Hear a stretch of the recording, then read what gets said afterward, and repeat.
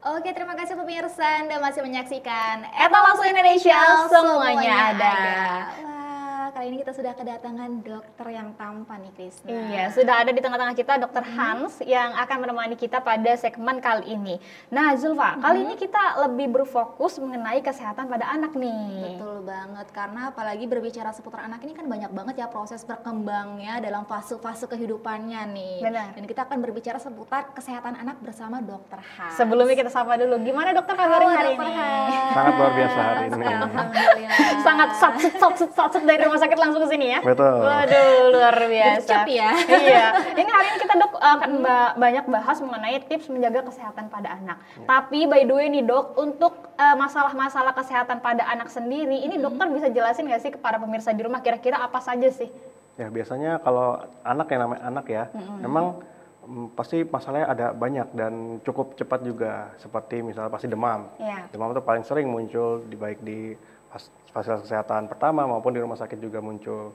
Nah ini demam ini biasanya kalau suhu di atas 38 dan juga dia itu bisa sebabkan bukan hanya karena infeksi saja. Biasanya kan wah demam nih pasti infeksi butuh antibiotik. Enggak juga. Ada yang dari karena dia dehidrasi itu bisa bikin dia demam juga. Lalu juga biasa batuk pilek juga sering pada anak-anak.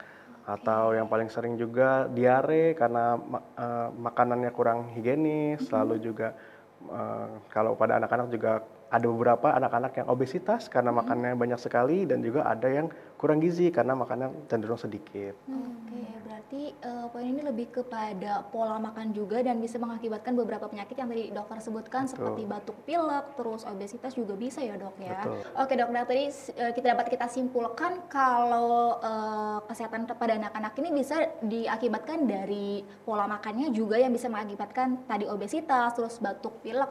Lalu benar nggak nih dok kalau dilihat dari perbandingan usia antara anak-anak dan juga orang dewasa, kalau katanya ini anak-anak memiliki daya tahan tubuh yang lebih rendah dibandingkan dengan orang dewasa? Ya, jadi memang kalau pada anak-anak itu kan memang mereka masih bertumbuh dan berkembang. Dan dalam artian fungsi organ-organnya baik dari sistem imun, sistem pencernaan itu semua masih berkembang. Dalam artian itu tidak optimal.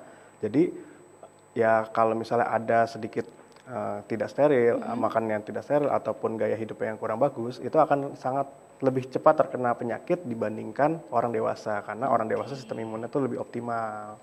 Gitu. Oke. Ini tadi dokter sempat menyinggung juga ya terkait makanan nih. Seberapa besar sih faktor makanan ini berpengaruh terhadap kesehatan anak nih dok?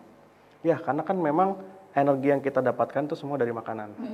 Ya, ada dari oksigen juga, cuma kan makan juga penting ya untuk energi.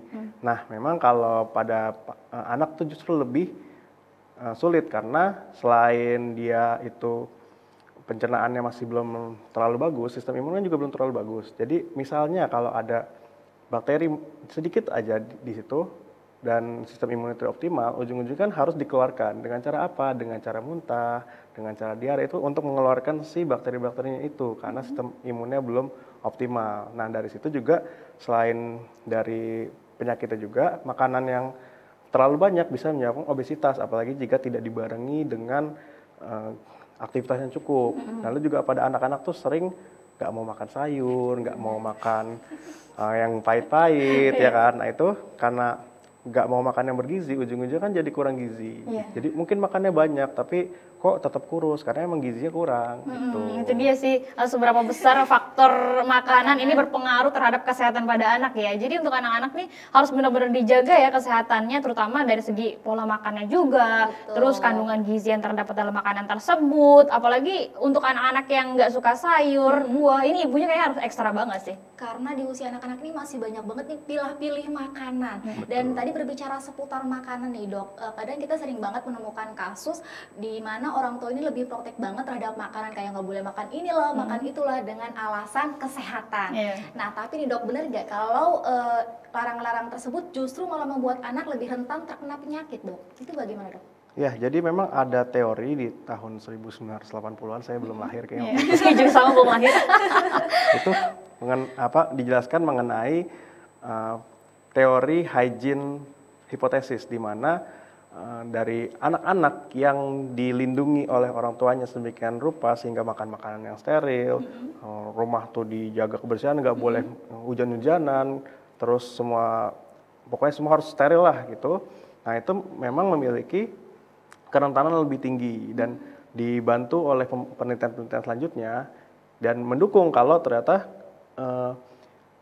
sedikit kotor itu baik. Nah tapi untuk seberapa bersih yang terlalu bersih dan seberapa kotor yang terlalu kotor pun ya memang kita masih belum tahu. Jadi memang kalau terlalu bersih itu nggak bagus dan terlalu kotor juga nggak bagus. Ya memang bersih itu ada ininya, ada bagusnya. Tapi kalau yang berlebihan ya itu bisa berpengaruh pada kesehatannya juga. Bener banget, setuju banget sih. Kayak misalkan kita sering cuci muka atau cuci tangan, ini malah jadi rusak ya kulitnya Iya, malah kita jadi ya. kering kulitnya. Iya, itu dia sih pemirsa. Jadi sesuai dengan kebutuhan saja ya dok Betul. ya.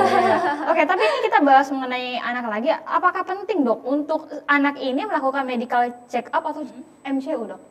Ya, karena memang dari 1000 hari pertama kelahirannya atau ya kurang lebih 3 tahun lah ya, itu memang anak itu sedang berkembang dengan pesat, baik dari segi pertumbuhan maupun perkembangan dari si otak. Nah, kalau misalnya ada masalah di bagian 1000 hari ini, ya nanti ke depannya akan lebih sulit lagi dalam mengejar si pertumbuhan dan perkembangan si anak ini.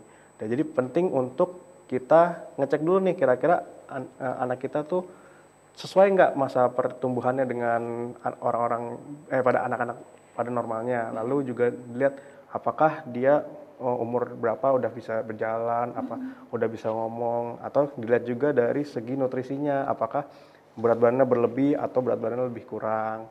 Itu juga harus dipertimbangkan. Selain itu juga nggak cuma dari 3 tahun ke bawah aja, 3 tahun ke atas juga bisa, karena kan mereka sudah mau masuk angka untuk sekolah. Kalau misalnya tidak dicek matanya, jadi kan berpengaruh pada ini juga akademisnya juga. Bener sih, bener Gitu. banget sih. Oke. Dan berbicara seputar medical check up nih dok, apa saja sih yang harus dilakukan untuk check up anak? Langkah yang dilakukan dok? Ya memang kan dokter itu bukan pesulap ya, yang bisa tahu membaca pikiran gitu, bukan. Jadi memang dokter akan mengambil data-data dari sang ibu atau dari orang tuanya yang melihat si anak. Nah penting untuk pertama melihat si anak nih ada kelainan apa sih kira-kira di sekolah, apakah di sekolah sering bengong sendiri ataukah anak ini sulit dalam mencerna pelajaran atau anaknya ini kok udah 5 tahun tapi belum bisa ngomong. Itu harus diperhatikan dan dicatat tuh. Lalu kira-kira obat-obatan apa yang pernah dimakan, terus juga vitamin yang pernah diminum juga, terus kita harus lihat juga kira-kira nih anaknya Tumbuh kembangnya gimana, sesuai nggak sama yang, terus kira-kira dia di riwayat keluarganya itu ada nggak kira-kira talasemia atau mungkin pernah kejang demam sebelum, atau step kalau orang-orang mikirnya. Nah itu harus dipersiapkan dulu sebelum ketemu dokternya, karena kan dokternya nggak tahu ya. Bener, harus benar-benar tahu ya orang tuanya ya dari segi Betul. kesehatannya.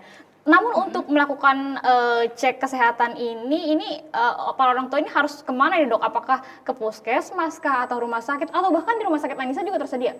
Ya, jadi memang kalau di rumah sakit Anissa tersedia dokter spesialis yang kompeten di bidangnya, yang bisa mengecek nih kira-kira anak ini sesuai nggak masa tumbuh kembangnya, ataukah perlu ada perlakuan lain. Dan memang di puskesmas pun jika membutuhkan akan dirujuk ke rumah sakit yang ada Pelayanan kesehatan untuk anak. Seperti itu. Jadi intinya di rumah sakit Anissa juga ada ya. Bisa, Betul. Ya. Dan kira-kira di dok, by the way, selain medical check up, langkah apa saja nih yang bisa dilakukan untuk menjaga kesehatan anak dok? Ya, karena kan medical check up itu bukan sebuah treatment, melainkan itu sebuah Pengecekan aja pengecek ya, aja. iya.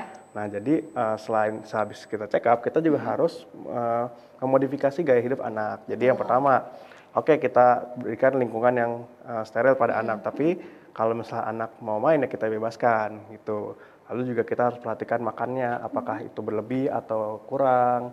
Lalu juga kita harus tahu juga anak ini nih kira-kira dia tuh nafsu makan atau susah gitu kan. Dari makanannya juga, dari masuknya juga ini. Lalu juga melihat juga kita harus kasih tahu kalau anak tuh harus cuci tangan. Ya, kadang cuci tangan cuma Asal ya. ya Yang kan? penting kena air. Kena air, ada sabun, ya udah gitu kan. Terus juga harus tahu juga kapan harus cuci tangannya. Mungkin cuma sebelum makan doang nih, atau anak sering ngucek-ngucek mata tanpa cuci tangan kan kita nggak tahu. Jadi memang dari gaya hidup dan dari nutrisinya juga harus dijaga seperti itu. Betul.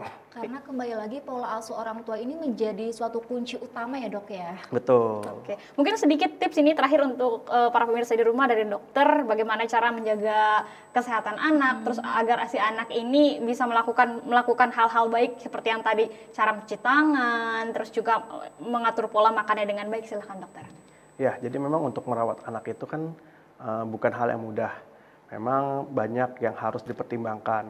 Dan salah satu cara untuk meringankan beban orang tua adalah dengan melakukan pemeriksaan lebih awal. Jadi kalau misalnya ada masalah di sang buah hati, maka lebih cepat untuk penanganannya dan lebih mudah dalam melakukan intervensi lebih lanjut.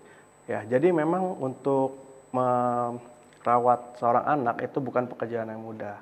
Dan untuk meringankannya perlu dilakukan pemeriksaan lebih awal agar kita bisa mendeteksi apabila ada kelainan. Kalau misalnya bagus ya nggak apa-apa, bagus. Tapi kalau misalnya ada kelainan kita bisa tangani lebih awal dan itu efeknya akan lebih cepat dalam penyembuhannya. Jadi sayangilah anak Anda, jangan ragu untuk pergi ke dokter. Oke, dokter, terima itu kasih dia, banyak. pemirsa, Ini kita tips jadi belajar parenting ya. Betul, tips menjaga kesehatan anak bersama dokter Hans. Waduh, apalagi kita sebagai calon ibu ya Krisna ya. Benar, harus banyak-banyak belajar ya terkait Benar banget. menjaga kesehatan anak terutama. By the way, terima kasih dokter sudah mampir ke Etalase Indonesia. Sama-sama. Semoga Terima kasih banyak, lain waktu Dr. kita masih Hans. bisa ada kesempatan untuk bisa ngobrol-ngobrol bareng lagi. Oke, Baik. tapi sayang banget ya Krisna karena kita harus jeda dulu nih.